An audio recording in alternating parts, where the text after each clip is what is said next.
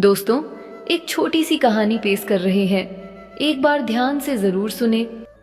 नरेश जी ने अपनी बहू दिव्या से कहा, बेटा तू बच्चों का नाश्ता बना, तब तक मैं इन्हें तैयार कर देता हूँ। फिर तू सुमित का लंच लगा देना, मैं इन्हें बस तक छोड़ आऊंगा। दिव्या ने जवाब दिया, नहीं नहीं पापा जी, मैं कर लूंगी, आप बैठिए, मैं अभी आपकी चाय बनाती हूँ। नरेश जी हंसते हुए बोले, अरे बेटा बन जाएगी चाय, मुझे कौन सा कहीं जाना है, तू पहले इन सब कामों से फ्री हो जा, तब तक मैं इन शैतानों को तैयार करता हूँ। दिव्या हैरान थी, जो पापा जी माँ के रहते एक गिलास पानी भी खुद नहीं लेते थे, आज उनके जाने के 15 दिन बाद ही हर काम में उसकी मदद कर रहे थे। असल में दिव्या के परिवार में उसके पति, सास ससुर और 2 बच्चे, 6 साल का पुनीत और 3 साल की खुशी शामिल थे। जब से दिव्या शादी करके इस घर में आई थी, उसकी सास ने उसे बेटी की तरह रखा और कामों में हमेशा उसका सहयोग किया। ससुर जी भी उसे बहुत प्यार करते थे, लेकिन उसने कभी उन्हें खुद से कोई काम करते नहीं देखा। अभी 15 दिन पहले दिव्या की सास का अचानक हृदय गति रुकने से देहांत हो गया था। तब बच्चों की छुट्टियां थीं और दिव्या के पति सुमित ने भी अवकाश ले रखा था। आज सभी वापस अपने अपने काम पर लौट रहे थे। चूंकि सुमित का ऑफिस दूर था, उसे जल्दी निकलना पड़ता था। नरेश जी रिटायर हो चुके थे, तो वे घर पर ही रहते थे। नरेश जी बच्चों को तैयार करते हुए बोले, लाओ बेटा बच्चों का दूध दो। दिव्या बच्चों का दूध और टिफिन देकर सुमित का खाना पैक करने लगी। साथ में उसका नाश्ता भी तैयार कर रही थी और साथ में गैस पर चाय चढ़ा दी।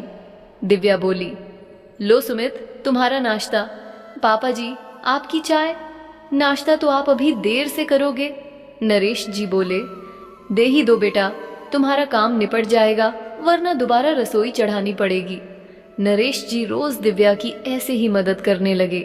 कभी कभी दिव्या को बुरा भी लगता और वह मना करती, पर नरेश जी प्यार से कहते, कोई बात नहीं बेटा। एक रात दिव्या ने सुमित से कहा, सुनो आप पापा जी से बात करो ना, कोई बात है जो उन्हें परेशान कर रही है। सुमित ने पूछा, क्यों, कुछ हुआ क्या? पापा ने कुछ कहा तुम्हें?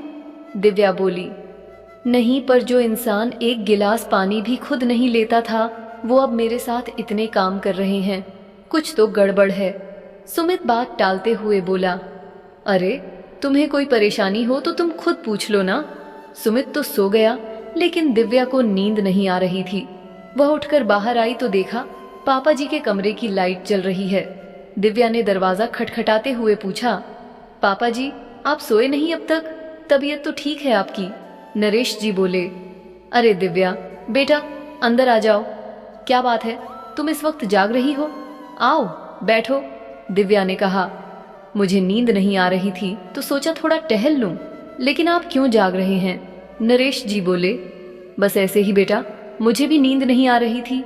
दिव्या हिचकिचाते हुए बोली, पापा जी मुझे एक बात पूछनी थी।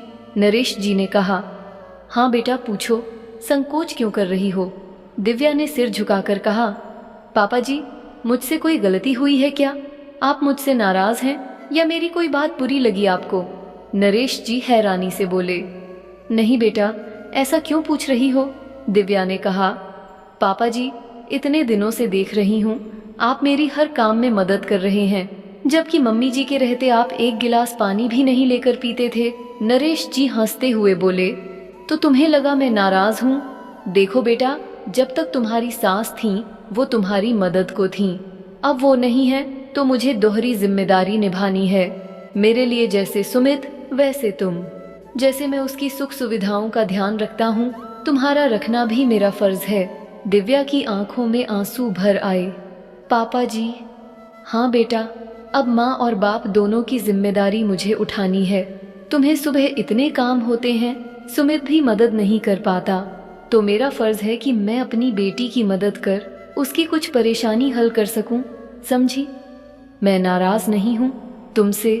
नरेश जी ने प्यार से दिव्या के सिर पर हाथ फेरते हुए कहा। दिव्या अपने ससुर के गले लग गई। आज उसे अपने ससुर में अपने मृत पिता नजर आ रहे थे। सच में पिता पिता ही होता है, फिर चाहे वह ससुर के रूप में ही क्यों ना हो।